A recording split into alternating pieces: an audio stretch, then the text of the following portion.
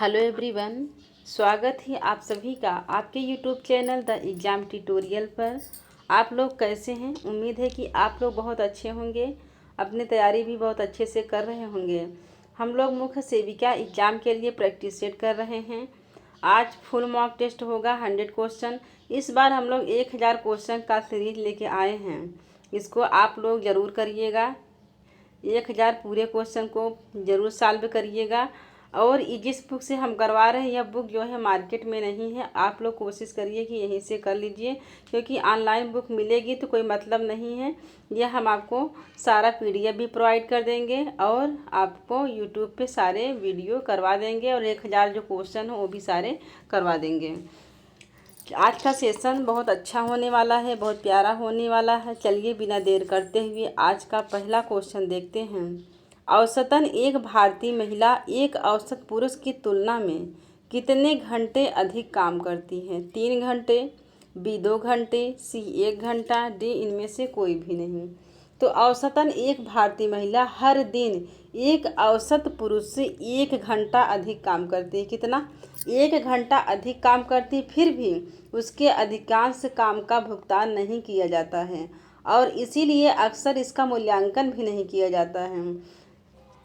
शामिल देश के विश्लेषण से पता चलता है कि महिलाएं पुरुषों की तुलना में अधिक काम करती हैं जब कुल खर्चा किए गए समय में भुगतान और अवैतनिक कार्य शामिल हैं। इसमें आपका करेक्ट ऑप्शन हो जाएगा C। ऐसे ही देखिए, आप लोग हैं घर पे काम करती होंगी, लेकिन आपके काम का कोई काउंटिंग नहीं होता होगा, ना तो कोई उसका वेतन मिलता होगा, ना तो कोई काउंटिंग होती होगी। तो ऐसे वही चीज़ यहाँ पे दिया है, भारतीय महिला एक औसत पुरुष की तुलना में कितने घंटे अधिक काम करती है। मतलब एक औसत पूछा है और कितना करती है इसका तो कोई वो नहीं है। इसमें आपका करेक्ट ऑप्शन हो जाएगा करेक्ट ऑप्शन C हो जाएगा 1 घंटा। अगला, समान पारिश्रमिक अधिनियम डैश प्रावधान करता है कि समान काम के लिए समान वेतन का भुगतान किया जाना चाहिए। 1986, 1976 में, 1966 में, 1972 में। इसमें आपका करेक्ट ऑप्शन हो जाएगा B 1976 में। 1976 में प्रावधान है कि समान कार्य के लिए समान वेतन का भुगतान किया जाना चाहिए और समान वेतन अधिनियम ही सही है। इसे समान पारिश्रमिक अधिनियम भी कहा जाता है और इसे 1976 में अधिनियमित किया गया था। और इसका मुख्य उद्देश्य क्या था? इसका जो मुख्य उद्देश्य है कि लिंग के आधार पर श्रमिकों के बीच भेदभाव को रोकना इसका मुख्य उद्देश्य था। चलिए आगे देखते हैं। वह व्यक्ति जो धार्मिक मान्यताओं के आधार पर दूसरों के साथ भेदभाव नहीं करता सांप्रदायिक कहलाता है, धर्मनिरपेक्ष, जातिवादी, नारीवादी। इसमें आपका करेक्ट ऑप्शन हो जाएगा B। क्या कहलाता है? धर्मनिरपेक्ष कहलाता है। अगला, डैश में कोई आधिकारिक धर्म नहीं है। श्रीलंका में, इंग्लैंड में, पाकिस्तान में, भारत में।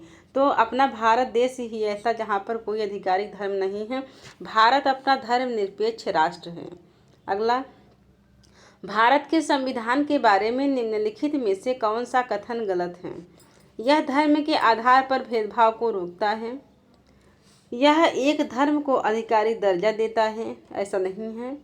यह सभी व्यक्तियों को किसी भी धर्म को मानने की स्वतंत्रता देता है। सही है। यह धार्मिक समुदायों के भीतर नागरिकों की समानता सुनिश्चित करता है। इसमें आपका करेक्ट ऑप्शन हो जाएगा B।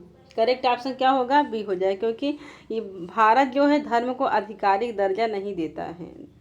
इसमें क्या दिए? दर्जा देता है। B ऑप्शन करेक्ट हो जाएगा। अगला, पास्को का क्या अर्थ है? पास्को का क्या अर्थ है? यौन अपराधों से बच्चों की सुरक्षा, कई अपराधों से बच्चों की सुरक्षा, यौन अपराधों से बच्चों की रोकथाम, यौन अपराधों से बच्चों का संरक्षण। तो पास्को का मतलब होता है यौन अपराधों से बच्चों की सुरक्षा। क्या होता है? यौन अपराधों से बच्चों की सुरक्षा। आपका करेक्ट ऑप्शन हो जाएगा A। बाल यौन शोषण के मामले से निपटने के लिए सरकार ने एक विशेष कानून लाया था और जिसका नाम क्या है? यौन अपराधों से बच्चों का संरक्षण, जिसका नाम पास्को। यह अधिनियम 2012 में आया था और यह यौन अपराधों के खिलाफ बच्चों का संरक्षण पास्को 22 मई कब 22 मई 2012 को 22 मई 2012 को संसद के दोनों सदनों द्वारा इसे पारित कर दिया गया था। कब? 22 मई 2012 को संसद के दोनों सदनों के द्वारा यह पॉस्को एक्ट जो है इसको पारित कर दिया गया था। चलिए आगे देखते हैं। वही पारित करने के बाद 14 नवंबर 2012 से के इस नियमों को लागू हो गए। आगे, यदि कोई महिला घरेलू कामगार अपने नियोक्ता के खिलाफ यौन उत्पीड़न की शिकायत दर्ज कराती है तो निम्नलिखित में से कौन निवारण प्रदान करता है, कौन कर सकता है? महिला प्रकोष्ठ, आंतरिक शिकायत समिति, स्थानीय शिकायत समिति, प्रबंध समिति। तो इसमें यदि कोई महिला घरेलू कामगार अपने नियोक्ता के खिलाफ यौन उत्पीड़न की शिकायत दर्ज करती है तो आंतरिक शिकायत समिति निवारण प्रदान कर सकती है। कौन? आंतरिक शिकायत समिति। और आंतरिक शिकायत समिति जो है एक ऐसी संस्था है, कैसी मतलब एक ऐसी संस्था है जिसकी परिकल्पना एक पीड़ित महिला से कार्यस्थल पर यौन उत्पीड़न की शिकायतों को प्राप्त करने के साथ साथ इस तरह की शिकायत की जांच के लिए आवश्यक कार्रवाई पर नियोक्ता को जांच करने और सिफारिश करने के लिए की गई है। तो इसमें आपका करेक्ट ऑप्शन हो जाएगा बी। अगला क्वेश्चन है, इसमें आपका बी और सी दोनों करेक्ट होगा। आंतरिक शिकायत समिति भी करता है और स्थानीय शिकायत समिति भी कर सकती है। तो करेक्ट ऑप्शन बी और सी दोनों हो जाएगा, बी और सी। अगला क्वेश्चन है, किशोर अपराध को रोकने के लिए माता पिता को क्या करना चाहिए? बच्चों को डांटें, बच्चों के साथ सहानुभूति और सकारात्मक व्यवहार करना, बच्चों को मारना, इनमें से कोई भी नहीं। इसमें आपका करेक्ट ऑप्शन हो जाएगा बी। क्या करना चाहिए? बच्चों के साथ सहानुभूति और सकारात्मक व्यवहार करें। बी ऑप्शन करेक्ट हो जाएगा। अगला, बाल विवाह निषेध अधिनियम कब लागू हुआ था? तो बाल विवाह निषेध अधिनियम 2010 में, 2007 में, 2008 में, 2009 में। इसमें आपका करेक्ट ऑप्शन हो जाएगा बी। 2007 में बाल विवाह निषेध अधिनियम कब लागू हुआ था? तो 2007 में लागू हुआ था। और बाल विवाह निषेध अधिनियम जो है 2006 को पूर्व कानून में निहित कमजोरियों को दूर करने के लिए पेश किया गया था। और यह 1929 के बाल विवाह निरोधक अधिनियम या शारदा एक्ट की जगह 1 नवंबर कब? 1 नवंबर 2007 को, 1 नवंबर 2007 से यह लागू हुआ। इसमें क्या पूछा है? लागू पूछा। कब से लागू हुआ? 1 नवंबर 2007 से लागू हुआ है और यह 2006 में अधिनियमित किया गया था। तो इसमें आप लोग कंफ्यूज नहीं होइएगा। चलिए अगला क्वेश्चन देखते हैं। 10 मामलों में कार्यस्थल पर महिलाओं का यौन उत्पीड़न अधिनियम का संदर्भ दिया गया है और इसमें दिए गए लगभग सभी दिशा निर्देश शामिल हैं। निर्भय, मथुरा, विशाखा, बबरी। इसमें आपका करेक्ट ऑप्शन हो जाएगा सी। क्या है? विशाखा। इसमें क्या शामिल है? विशाखा में लगभग सभी दिशा निर्देश शामिल है। अगला क्वेश्चन है, अधिक जनसंख्या के प्रभाव से डैश होता है। आर्थिक विकास में वृद्धि होती है, मूलभूत सुविधाओं की मांग में वृद्धि होती है, शिक्षा की बेहतर सुविधा होती है, सरकार से ज़्यादा मदद होती है। इसमें आपका करेक्ट ऑप्शन हो जाएगा बी। मूलभूत सुविधाओं की मांग में वृद्धि हो जाती है। जब ऐसे ही सोचो, कॉमन लाइफ में ही यदि जनसंख्या में वृद्धि हो जाती है तो क्या होगा? मूलभूत जो आवश्यकता है उसकी तो वृद्धि होनी ही है। तो सबसे और सबको छोड़ ही दीजिए, आर्थिक विकास, सामाजिक विकास ये सब छोड़ दीजिए, लेकिन जो मूलभूत आवश्यकता है सबसे पहले उसी की मांग बढ़ेगी। तो आपका करेक्ट ऑप्शन बी हो जाएगा। आगे, यदि NRR शुद्ध प्रजनन दर से 1 से कम है तो जनसंख्या घटेगी, जनसंख्या बढ़ेगी, जनसंख्या अपरिवर्तित रहेगी, इनमें से कोई भी नहीं। तो इसमें आपका करेक्ट ऑप्शन हो जाएगा ए, जनसंख्या घटेगी। अगला क्वेश्चन, भारत में जनसंख्या वृद्धि को नियंत्रित करने की क्या आवश्यकता है? ए, मौजूदा लोगों के जीवन स्तर में सुधार करने के लिए। बी, मौजूदा लोगों के बीच सभी प्राकृतिक संसाधनों का उपयोग करने के लिए। सी, पड़ोसी देशों के बीच युद्ध में भाग लेने के लिए। डी, भारत में मृत्यु दर बढ़ाने के लिए। इसमें आपका करेक्ट ऑप्शन हो जाएगा ए, मौजूदा लोगों के जीवन स्तर में सुधार करने के लिए जनसंख्या वृद्धि को नियंत्रित करने की आवश्यकता है। ये ऑप्शन करेक्ट हो जाएगा। आगे, भारत में जनसंख्या वृद्धि को नियंत्रित करने के लिए डैश कदम है। सभी नवजात शिशुओं को मारना, लोगों को चिकित्सा सहायता प्रदान नहीं करना, शिशु मृत्यु दर में कमी, लड़कियों से जल्दी शादी। इसमें आपका करेक्ट ऑप्शन हो जाएगा सी, शिशु मृत्यु दर में कमी। क्या होता है? शिशु मृत्यु दर में कमी। सी ऑप्शन आपका करेक्ट हो जाएगा। अगला क्वेश्चन कथन और कारण है। कथन 1 है, वर्ग किसी की प्राप्त सामाजिक स्थिति का प्रतिनिधित्व करता है। कथन 2 है, जाति किसी की निर्धारित सामाजिक स्थिति का प्रतिनिधित्व करती है। इसमें आपका करेक्ट ऑप्शन हो जाएगा ए, 1 और 2 दोनों कथन सही हैं। अगला क्वेश्चन है, वर्ग जो है किसी की प्राप्त सामाजिक स्थिति, किसकी सामाजिक स्थिति का प्रतिनिधित्व करता है, और जाति किसी की सामाजिक स्थिति का प्रतिनिधित्व दोनों करते हैं। वर्ग और जाति दोनों ही सामाजिक स्थिति का प्रतिनिधित्व करते हैं, इसलिए आपका करेक्ट ऑप्शन ए हो जाएगा। 1 और 2 दोनों सही है। अगला, सबसे ऊंची जाति का नाम क्या था? ब्राह्मण, क्षत्रिय, वैश्य, शूद्र। इसमें आपका करेक्ट ऑप्शन हो जाएगा ए, क्या है? ब्राह्मण। सबसे ऊंची जाति जो थी ब्राह्मण थी, फिर क्षत्रिय थे, फिर वैश्य थे, फिर शूद्र थे। अगला, घरेलू हिंसा में डैश को छोड़कर सभी शामिल हैं। पीछा करना, डेट रेप, वैवाहिक बलात्कार, IPV। इसमें आपका करेक्ट ऑप्शन हो जाएगा ए, पीछा करना। घरेलू हिंसा में पीछा करना, ए ऑप्शन करेक्ट हो जाएगा। अगला क्वेश्चन, पीछा करना जो थोड़ा हमको एक, तो इसमें आपका करेक्ट ऑप्शन हो जाएगा ए। इसमें क्या पूछा है? किसको छोड़कर, यानी मतलब सभी शामिल है। घरेलू हिंसा में सभी शामिल है, एक को छोड़कर, ओनली एक जो घरेलू हिंसा में शामिल नहीं है। तो इसमें आपका करेक्ट ऑप्शन हो जाएगा ए और डी। IPV जो है यह टीका है, पोलियो का टीका है, तो इसका कोई संबंध ही नहीं घरेलू हिंसा से। और पीछा करना भी घरेलू हिंसा से कोई संबंध नहीं है। तो इसमें आपका करेक्ट ऑप्शन हो जाएगा ए एंड डी। अगला क्वेश्चन है, घरेलू हिंसा अधिनियम कब लागू हुआ था? 1 अप्रैल 2005 को, 11 मार्च 2006 को, 21 मई 2005 को, 26 अक्टूबर 2006 को। इसमें आपका करेक्ट ऑप्शन हो जाएगा डी, 26 अक्टूबर 2006 को घरेलू हिंसा अधिनियम लागू हुआ था। अगला, सामाजिक डार्विनवाद एक सिद्धांत है जिसने डैश परिवर्तन के महत्व पर बल दिया है। क्रांतिकारी है, अनुकूली है, विकासवादी है, सामाजिक है।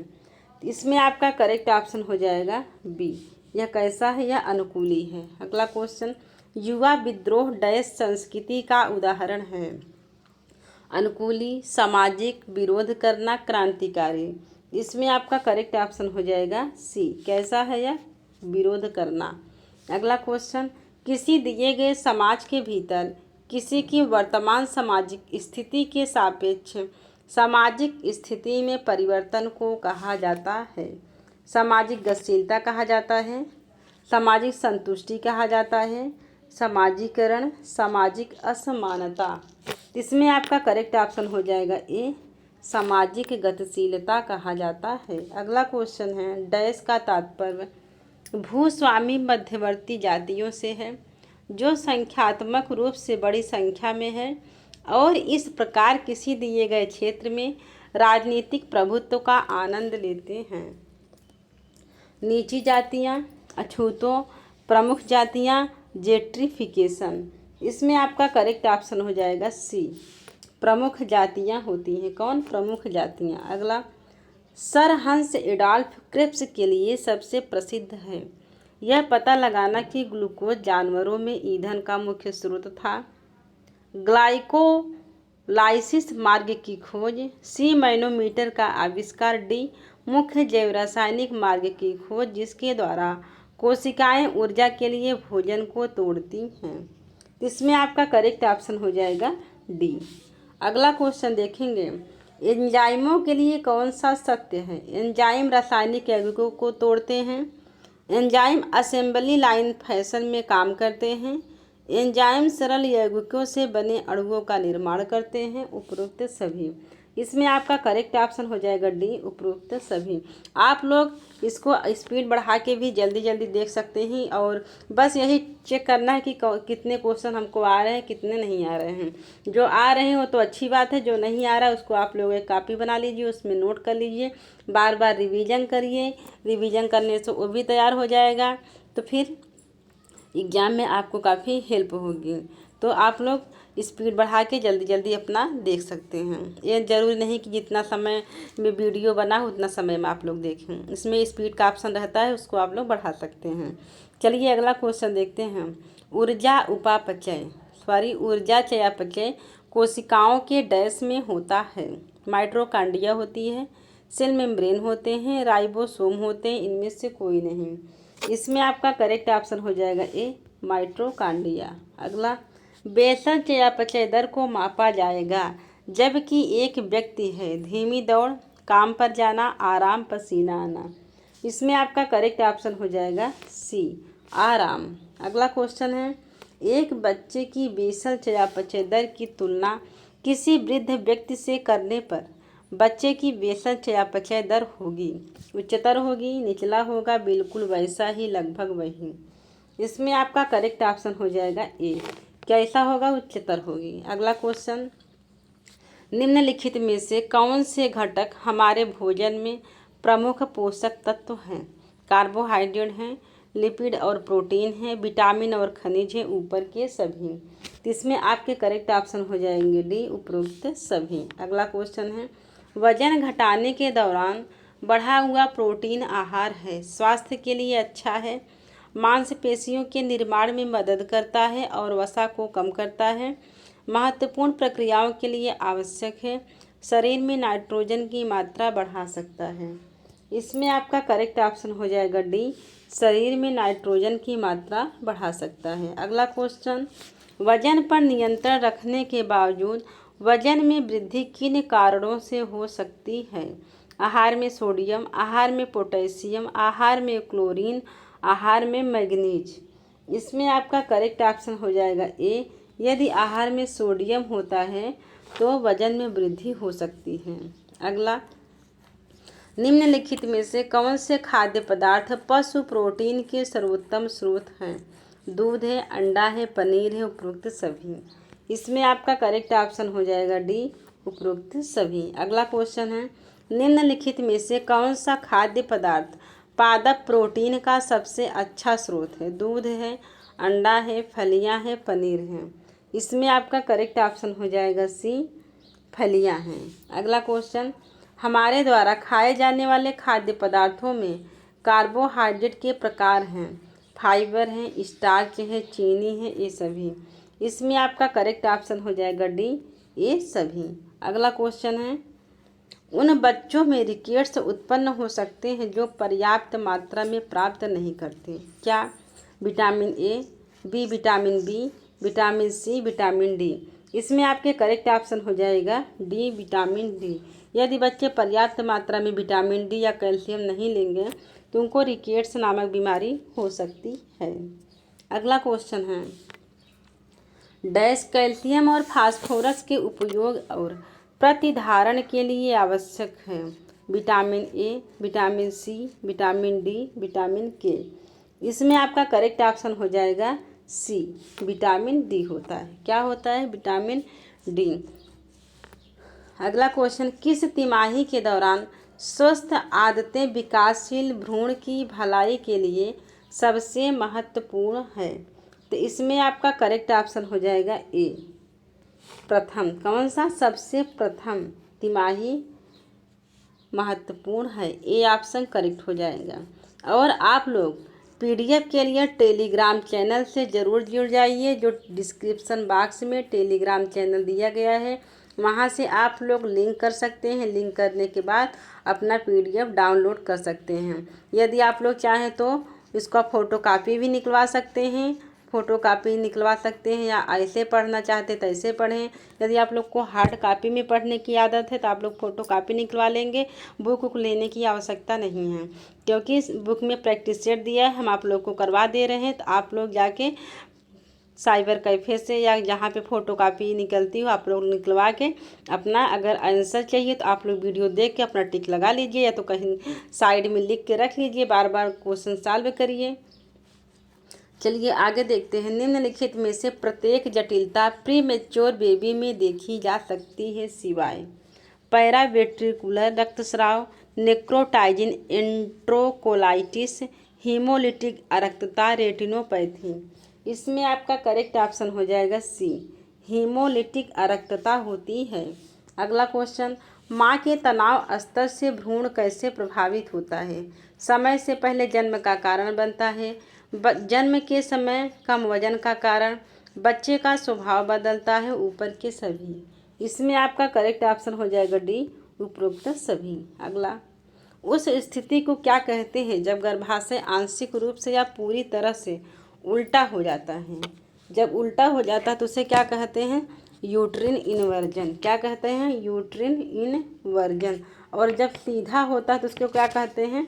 यूट्रिन रिट्रोवर्जन। सीधों के क्या कहते? जब गर्भाशय आंशिक या पूरी तरह से बाहर कर दिया जाता है तो उसे यूट्रिन इन्वर्जन कहा जाता है। तो इसमें आपका करेक्ट ऑप्शन बी हो जाएगा, करेक्ट ऑप्शन बी हो जाएगा। और यदि फंडस ग्रैवे वलय तक फैला हुआ लेकिन उससे आगे नहीं है तो यह प्रथम कोटि का कहलाता है। अगला क्वेश्चन है, निम्नलिखित में से कौन सा कथन सही है? मुद्रा का अर्थ अलग अलग व्यक्ति में भिन्न नहीं होता है। दूसरा, सबसे अच्छी मुद्रा वह है जिसमें शरीर के खंड कम से कम तनाव और अधिकतम समर्थन की स्थिति में संतुलित हो।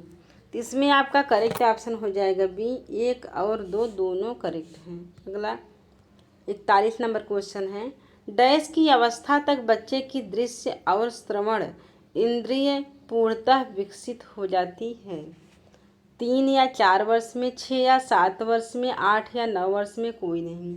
इसमें आपका करेक्ट ऑप्शन हो जाएगा सी, 8 या 9 वर्ष में विकसित हो जाती हैं। अगला, एक बच्चे की सामाजिक परिपक्वता का एक महत्वपूर्ण संकेत है सकल मोटर कौशल का विकास, सामाजिक कौशल और मूल्यों का विकास, व्यक्तियों की कार्य करने और प्रतिक्रिया करने की क्षमता, दूसरों की उपस्थिति के बारे में जागरूक होने की क्षमता। इसमें आपका करेक्ट ऑप्शन हो जाएगा सी, व्यक्तियों के कार्य करने की और प्रतिक्रिया करने की क्षमता। अगला क्वेश्चन, पियाजे के अनुसार संज्ञानात्मक विकास की किस अवस्था में काल्पनिक चिंतन विकसित होता है? संवेदी मोटर में, पूर्व परिचालन में, यथार्थ में चालू, औपचारिक संचालन में। इसमें आपका करेक्ट ऑप्शन हो जाएगा डी, औपचारिक संचालन में। अगला, किस स्तर पर सोच तार्किक संचालन की विशेषता है कि जैसे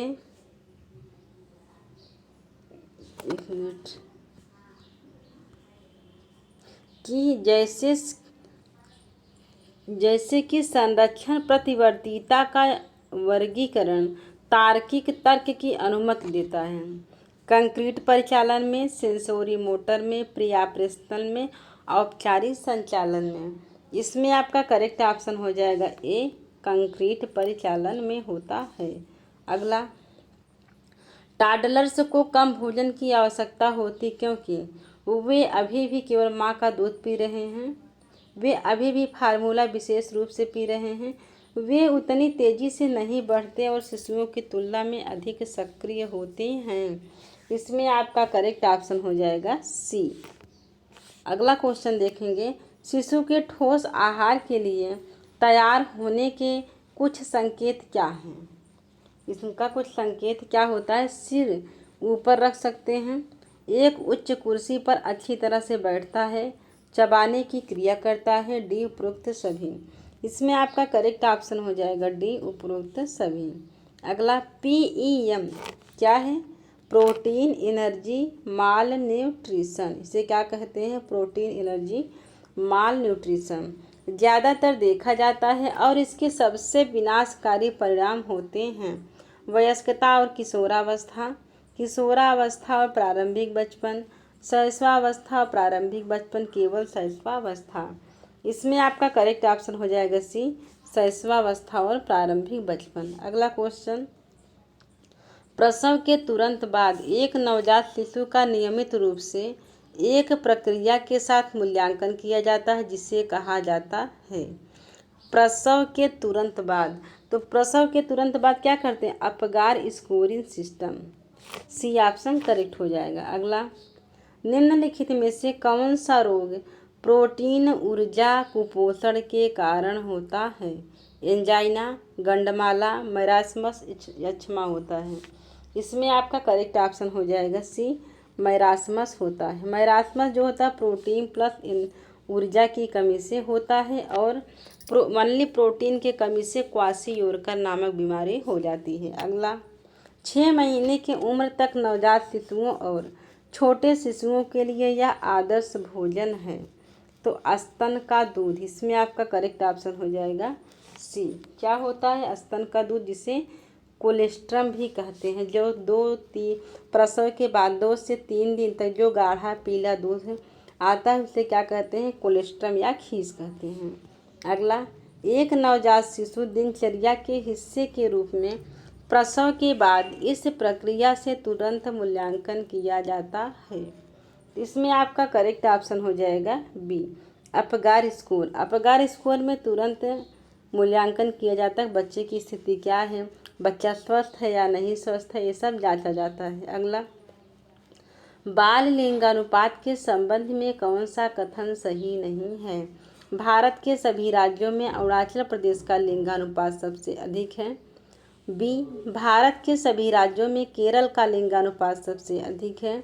सी, भारत के सभी राज्यों में हरियाणा का लिंगानुपात सबसे कम है। 2001 की जनगणना की तुलना में 2011 में बाल लिंगानुपात में कमी आई है। तो इसमें आपका करेक्ट ऑप्शन हो जाएगा ए, भारत के सभी राज्यों में अरुणाचल प्रदेश का लिंगानुपात जो है सबसे अधिक है। अगला क्वेश्चन, इसमें क्या पूछा? सही नहीं है। क्वेश्चन थोड़ा ध्यान से पढ़िएगा। अगला 53 नंबर है, डैश मानव शरीर में कार्बोहाइड्रेट या प्रोटीन द्वारा प्रदान की जाने वाली ऊर्जा 2 गुने से अधिक प्रदान करते हैं। तो इसमें आपका करेक्ट ऑप्शन हो जाएगा बी, वसा। वसा का कैलोरी मान कितना होता है? 9 किलो कैलोरी। और प्रोटीन कार्बोहाइड्रेट और प्रोटीन का कितना होता है? 4। अब दोनों को दुगना करेंगे तो 4 4 8 होगा। तो क्या पूछा? 2 गुने से अधिक। इसमें क्या हो जाएगा? वसा। वसा कितना होता है? 9 किलो कैलोरी होता है। तो आपका करेक्ट ऑप्शन हो जाएगा बी। अगला, भारत के किन राज्यों में शिशु मृत्यु दर क्रमशः सबसे कम और सबसे उच्चतम है? तो इसमें आपका करेक्ट ऑप्शन हो जाएगा सी, गोवा और मध्य प्रदेश में। कहाँ पर? गोवा और मध्य प्रदेश में शिशु मृत्यु दर सबसे कम गोवा में है और सबसे अधिक एमपी में है। अगला, निम्नलिखित खाद्य पदार्थों में से कौन सा एक क्रियात्मक भोजन नहीं है? क्या पूछा है? इसमें क्रियात्मक भोजन नहीं है। फाइबर आहार, probiotics, omega 3 poly unsaturated fatty acid, दैनिक आहार के एक भाग के रूप में गोलियां या कैप्सूल या खाद्य पदार्थों के पाउच। इसमें आपके करेक्ट ऑप्शन हो जाएंगे डी, दैनिक आहार के एक भाग के रूप में गोलियां या कैप्सूल या पाउच या खाद्य पदार्थों के पाउच। डी ऑप्शन करेक्ट हो जाएंगे। अगला, निम्नलिखित में से कौन सा किण्वित भोजन का गुण नहीं है? मतलब कौन फर्मेंटेशन का गुण नहीं है? अत्यधिक पौष्टिक हो, विषाक्त हो, विरोधी विषाक्तता हो, विरोधी पोषक तत्व है। इसमें आपका करेक्ट ऑप्शन हो जाएगा बी, विषाक्त या टॉक्सिक नहीं होता है। टॉक्सिक मतलब जहर नहीं होता है। अगला, ग्रीन टी के आंशिक किण्वन से डैश का निर्माण होता है? दही का, sauerkraut का, कोम्बुचा का, केफिर का। इसमें आपका करेक्ट ऑप्शन हो जाएगा सी, किसका होता है? कोम्बुचा का होता है। अगला, एक एंजाइम जो जव के बीज के अंकुरण को प्रोत्साहित कर सकता है वह है? इन्वर्टेज है, लीफ से है, प्रोटीज है, अल्फा एमिलेज है। इसमें आपका करेक्ट ऑप्शन हो जाएगा डी। क्या है? Alpha amylase. अगला क्वेश्चन, शोकरकूट में विकसित लगभग अम्लता है 1.2% लैक्टिक एसिड है, 1.2% एसिटिक एसिड है, 1.7% लैक्टिक एसिड और 1.7% एसिटिक एसिड है। इसमें आपका करेक्ट ऑप्शन हो जाएगा सी, 1.7% लैक्टिक एसिड है। लैक्टिक एसिड कहाँ पाया जाता है? या दूध में पाया जाता है।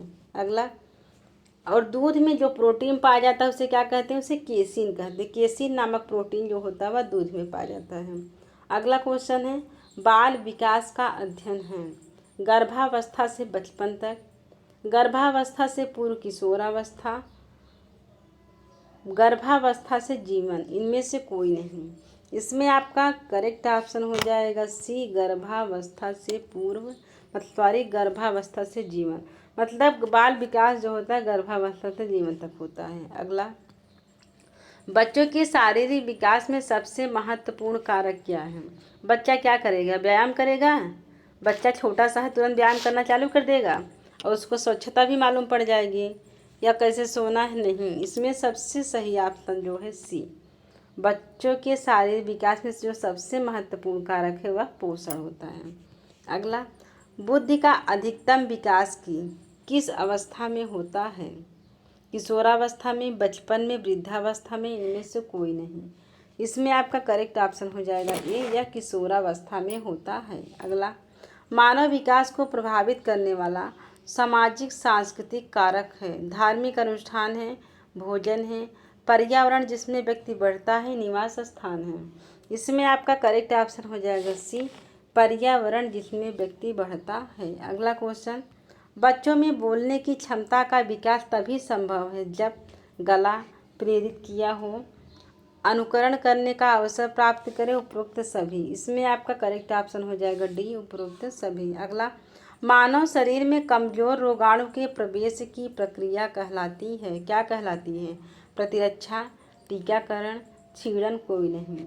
इसमें आपका करेक्ट ऑप्शन हो जाएगा बी, टीकाकरण कहलाता है। क्या कहलाता है? टीकाकरण। अगला, निष्क्रिय टीकाकरण में शामिल है सीधे एंटीबॉडी का परिचय, प्लेसेंटा में मात्र एंटीबॉडी का स्थानांतरण, सीधे लिम्फोसाइट का स्थानांतरण, उपरोक्त सभी। इसमें आपका करेक्ट ऑप्शन हो जाएगा डी, सरकारी ऑप्शन, ऊपर के सभी। अगला, टीकाकरण के संबंध में निम्नलिखित में से कौन सा कथन सत्य है? टीकाकरण जो है सक्रिय इम्यूनाइजेशन की एक विधि है। इसमें आपका करेक्ट ऑप्शन हो जाएगा ए, यह सक्रिय इम्यूनाइजेशन की एक विधि है टीकाकरण। अगला, सक्रिय प्रतिरक्षा प्राप्त की जा सकती है, प्राकृतिक प्रतिरक्षा, वैक्सीन प्रेरित, विषाक्त, ऊपर के सभी। इसमें आपका करेक्ट ऑप्शन हो जाएगा डी, ऊपर के सभी। अगला, पोलियो के टीके के संबंध में निम्नलिखित में से कौन सा कथन सत्य है? कौन सा कथन सत्य है? 1 मिनट ऊपर नीचे हो गया, थोड़ा सा वेट करिए। कौन सा क्वेश्चन था? 68 नंबर। इसमें आपका करेक्ट ऑप्शन हो जाएगा डी, उपरोक्त सभी। सक्रिय प्रतिरक्षा जो प्राप्त की जाती है प्राकृतिक प्रतिरक्षा से, वैक्सीन प्रेरित, विषाक्त से, सभी आपके करेक्ट ऑप्शन हो जाएंगे डी। अगला, पोलियो के टीके के संबंध में निम्नलिखित में से कौन सा कथन सत्य है? साल्क और साबिन पोलियो के टीके हैं, साबिन जीवित क्षीण पोलियो वैक्सीन है, साल्क एक निष्क्रिय पोलियो टीका है, साबिन रेबीज का टीका है। इसमें आपका करेक्ट ऑप्शन हो जाएगा ए, साल्क और साबिन पोलियो के टीके हैं। ये ऑप्शन करेक्ट हो जाएंगे। अगला, बीसीजी वैक्सीन किस बीमारी की रोकथाम के लिए दी जाती है? टीबी, हेपेटाइटिस, हैजा, धनुस्तंभ। इसमें आपका करेक्ट ऑप्शन हो जाएगा ए, बीसीजी वैक्सीन जो होता है यह टीबी या एस्थमा या जिसे ट्यूबरकुलोसिस कहते हैं के रोग के लिए बीसीजी का इंजेक्शन दिया जाता है। अगला, यह जन्म के समय ही दिया जाता है, इस जन्म के बाद शिशु को जितना जल्दी हो उनको बीसीजी का वैक्सीन दे देना चाहिए। अगला, इन्फ्लुएंजा रोग निम्नलिखित में से किसके कारण होता है? तो यह क्या है, इन्फ्लुएंजा जो है एक वायरल डिजीज़ है। कैसा? Viral disease. तो ये हम किसी दिन देखेंगे। तो जितने भी वायरस से, बैक्टीरिया से और प्रोटोजोआ से होने वाले बीमारियां सब एक साथ करवा देंगे, तो उससे प्रॉब्लम नहीं होगी, सब एक साथ आपको मिल जाएगा। ट्रिक के माध्यम से इसको हम बता देंगे। चलिए अगला क्वेश्चन देखते हैं। 72 नंबर एनीमिया से संबंधित है। एनीमिया से संबंधित है तो इसमें आपका करेक्ट ऑप्शन हो जाएगा सी, इसमें लौह की कमी हो जाती है। अगला, इटाई रोग किसके माध्यम से होता है, किसके कारण से? तो या कैडमियम के कारण इटाई नामक रोग हो जाता है। बी ऑप्शन करेक्ट है। और नाइट्रेट की कमी से ब्लू बेबी सिंड्रोम हो जाता है। अगला, चिकन पॉक्स वायरस का नाम क्या है, नाम बताएं। Entamoeba histolytica, Vibrio cholerae, Bacillus typhosus, varicella virus. इसमें आपका करेक्ट ऑप्शन हो जाएगा डी, यह वेरिसोला वायरस होता है। अगला, family planning association of India, FPA India Bharat में एक पंजीकृत चैरिटी है जिसकी स्थापना डैश में हुई थी। 1941 में, 1948 में, 1949 में, 1944 में। तो यह 1949 में हुई थी। कब? 1949 में। सी ऑप्शन करेक्ट हो जाएगा। अगला, निम्नलिखित में से कौन सा कथन सत्य है? इसमें आपका करेक्ट ऑप्शन हो जाएगा बी, मार्गदर्शन व्यक्तिगत के साथ साथ समूह में भी दिया जा सकता है। बी ऑप्शन करेक्ट हो जाएगा। अगला, निम्नलिखित कथनों पर विचार करें। विश्व स्वास्थ्य संगठन के महानिदेशक की नियुक्ति विश्व स्वास्थ्य सभा द्वारा की जाती है। अगला ऑप्शन, महानिदेशक का कार्यकाल 5 वर्ष का होता है। तीसरा, किसी भी व्यक्ति को 2 बार से अधिक महानिदेशक नियुक्त नहीं किया जा सकता है। इसमें आपका करेक्ट ऑप्शन हो जाएगा बी, 1 और 2। कौन सा ऑप्शन करेक्ट है? 1 और 2। बी ऑप्शन करेक्ट हो जाएगा। किसी भी व्यक्ति को 2 बार से अधिक महानिदेशक नहीं नियुक्त किया जा सकता है। इसमें आपका करेक्ट ऑप्शन बी हो जाएगा। अगला क्वेश्चन है, विश्व स्वास्थ्य संगठन के वायु गुणवत्ता डेटाबेस के अपडेट के अनुसार दुनिया का कितना प्रतिशत हिस्सा अस्वस्थ हवा में सांस लेता है? 25%, 49%, 75%, 99%। इसमें आपका करेक्ट ऑप्शन हो जाएगा डी, 99% जो व्यक्ति होते वह अस्वस्थ हवा में सांस लेते हैं। अगला, कुपोषण के कारणों का यूनिसेफ मॉडल कारणों के कई स्तरों की पहचान करता है। तात्कालिक, अंतर्निहित और बुनियादी। निम्नलिखित में से कौन यूनिसेफ मॉडल में अंतर्निहित कारणों में से एक नहीं है? इसमें आपका करेक्ट ऑप्शन हो जाएगा ए, कृषि के लिए अपर्याप्त वर्षा। अगला, निम्नलिखित में से कौन संयुक्त राष्ट्र की यौन प्रजनन स्वास्थ्य एजेंसी है? संयुक्त राष्ट्र जनसंख्या कोष, विश्व स्वास्थ्य संगठन, अंतर्राष्ट्रीय अपराध न्यायालय, संयुक्त राष्ट्र के लिए संयुक्त राज्य मिशन। इसमें आपके करेक्ट ऑप्शन हो जाएंगे ए, संयुक्त राष्ट्र जनसंख्या कोष। अगला क्वेश्चन, जिन लाभार्थियों की पहचान कर ली गई है और वे टीके प्राप्त कर रहे हैं लेकिन अनुसूची के अनुसार टीकाकरण पूरा नहीं करते, उन्हें कहा जाता है lost to follow up, drop out, left out, दोषी। तो उन्हें क्या कहेंगे? उन्हें ड्रॉप आउट कहेंगे, क्योंकि बीच में छोड़ देते हैं। 1-2 बार है, टीका 3 बार करवाना है तो 1 बार करवाएंगे, बीच में 1 बार गैप कर देंगे, फिर तीसरी बार आएंगे तो क्या है, बीच में ड्रॉप आउट कर देते हैं। तो बी ऑप्शन करेक्ट हो जाएगा। अगला, बच्चों का समय पर टीकाकरण नहीं होने पर सबसे आम कारण है। तब समय पर यदि टीकाकरण नहीं होता तो सबसे आम कारण, सामान्य कारण क्या हो सकता है? जागरूकता की कमी और सूचना का अंतर, किसी अन्य स्थान की यात्रा, AEFI की आशंका, इनकार। इसमें आपका करेक्ट ऑप्शन हो जाएगा ए, जागरूकता की कमी और सूचना का अंतर। जैसे कुछ गांव ही है, जैसे कई जगह ऐसे एरिया होते हैं जो बहुत बीहड़ होते हैं, तो जो आशा बहनें होती हैं वो समय पर सूचना नहीं पहुंचा पाती हैं। तो वो लोग जब समय पर सूचना नहीं पहुंचता तो लोग टीकाकरण करने नहीं आ पाते हैं, करवाने नहीं आ पाते हैं। तो वही क्या होता है, सूचना का अंतर हो जाता है। अगला, सार्वभौमिक टीकाकरण कार्यक्रम किस वर्ष अस्तित्व में आया था? तो यह 1985 में। कब? 1985 में। डी ऑप्शन करेक्ट हो जाएगा। अगला, WHO द्वारा भारत को पोलियो मुक्त देश कब घोषित किया गया था? इसमें आपका करेक्ट ऑप्शन हो जाएगा बी। 27 मार्च 2014 को भारत पोलियो मुक्त हुआ था। किसके द्वारा? WHO के द्वारा। अगला, UIP के तहत टीकाकरण से कितनी बीमारियों से बचाव होता है? 11, 13, 10, 12। इसमें आपके करेक्ट ऑप्शन हो जाएगा डी 12। शुरू में 5 थे, फिर बाद में शुरू में 7 टीके लगते थे, फिर बाद में 5 और ऐड कर दिए गए, तब कितने हो गए? अब 12 हो गए। अगला, भारत में गरीब लोगों को सीमित आर्थिक अवसर मिलने का मुख्य कारण निम्नलिखित में से कौन सा है? कौशल और बुनियादी साक्षरता की कमी, संसाधनों की कमी, उनमें से ज़्यादातर ग्रामीण इलाकों में रहते हैं। इसमें आपका करेक्ट ऑप्शन हो जाएगा ए, कौशल और बुनियादी साक्षरता की कमी। अगला, वैज्ञानिक रूप से विकसित भ्रूण की डिलीवरी को कहा जाता है? प्रसव कहा जाता है। क्या कहलाते हैं? प्रसव। ए ऑप्शन करेक्ट हो जाएगा। अगला, निम्नलिखित में से कौन सी प्रक्रिया जनसंख्या घनत्व में अस्थिरता के लिए उत्तरदायी है? अनुकरण, जन्म दर, शीत निष्क्रियता, उम्र संरचना।